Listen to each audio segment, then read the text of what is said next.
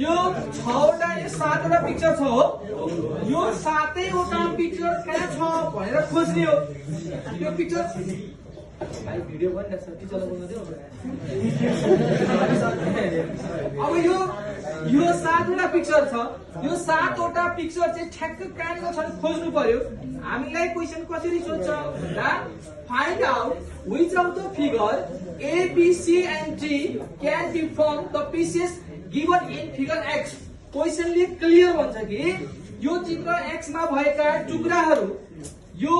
अप्सनमा कहाँ छ भन्छ विचार गर्नुपर्ने कुरा दुईटा यसको